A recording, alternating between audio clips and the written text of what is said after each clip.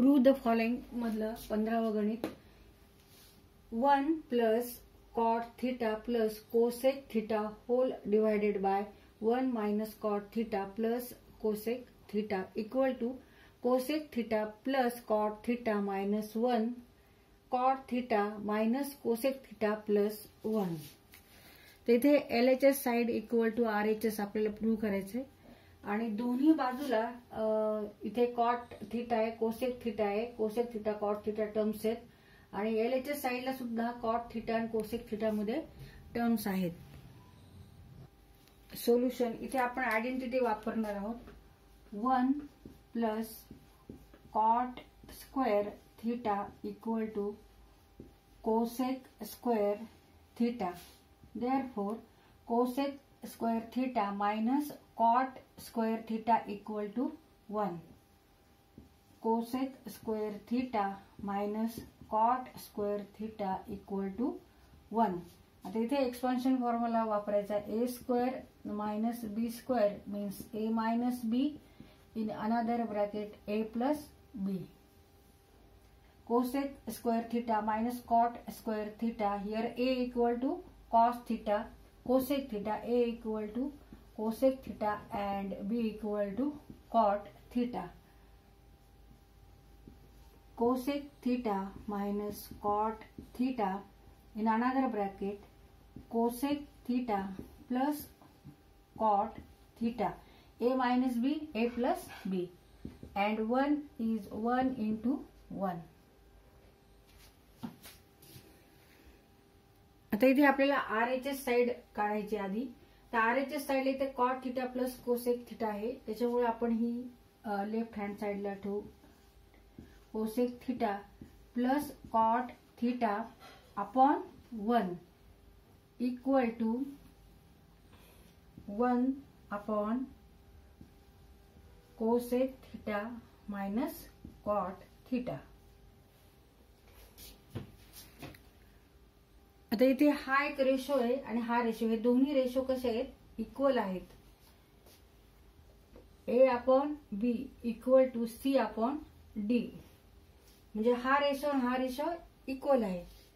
तर आपण असं पण म्हणू शकतो की a plus c divided by b plus d. तर हा जो रेशो येईल हा पण इक्वल टू हा आहे, हा रेशो पण इक्वल टू हा आहे. For example 5 upon 7 is a upon b.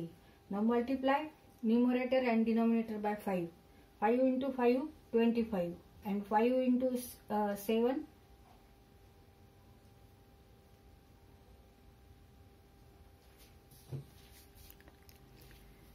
a upon b c upon d equal to, now a plus b means 25 plus 5 divided by 35 plus 7 means 30 upon 42. Now 5 upon 7 is equal to 30 upon 42. आता हे equal आहे का नाही हे बघण्यासाठी काय करतो आपण, ह्याचा शॉर्ट फॉर्म घेतो ह्याचा 30 upon 42 ला. मग ह्याला कशाने भाग जातो ते बघायचं.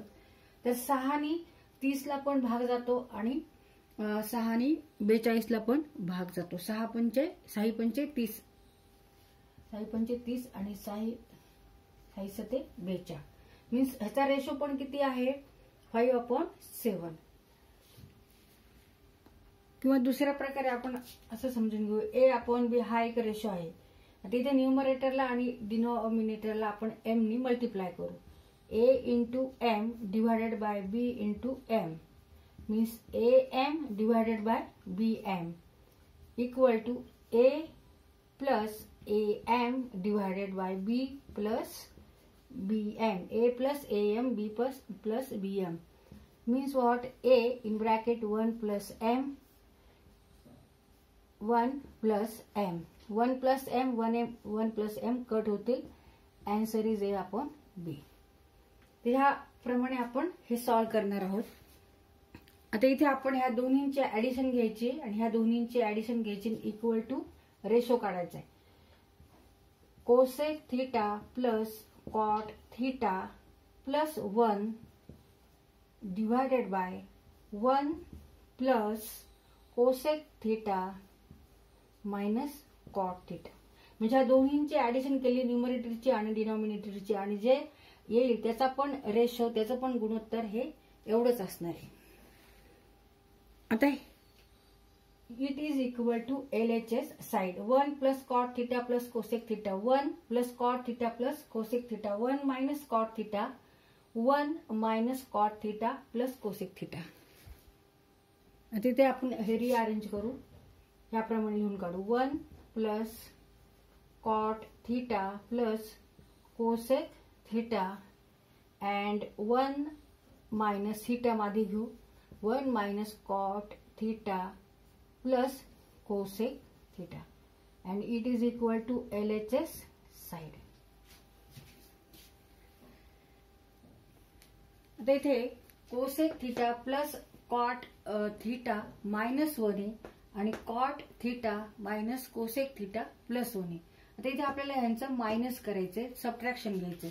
For example A upon B equal to C upon D आहे, तर A minus C upon B minus D सुद्धा असू शकतो. तर हा फॉर्म्युला आहे, तर ह्या फॉर्म्युल्याचा इथे आपण वापर करायचा आहे.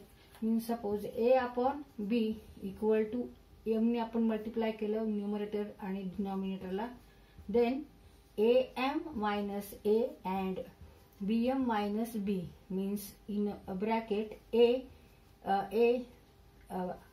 in bracket M minus 1 divided by in bracket M minus 1 equal to A upon B. तर ह्याप्रमाणे आपण आता RHS साइड सॉल्व करणार आहोत. RHS साइडला आपण काय करायचंय, फक्त आता मायनस घ्यायचंय. मग अशा आपण प्लस केलं होतं, आता मायनस करायचंय.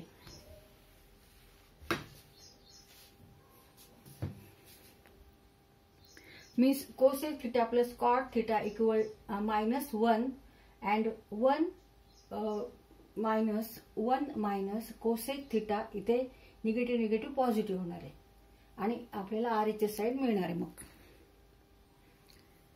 मग cosec theta plus cot cosec theta plus cot theta minus, आता इथे मायनस करणार आहेत आपण, minus 1 minus cosec theta minus cot theta equal to cosec theta plus cot theta minus 1 minus cosec theta, आणि इथे negative become positive cot theta.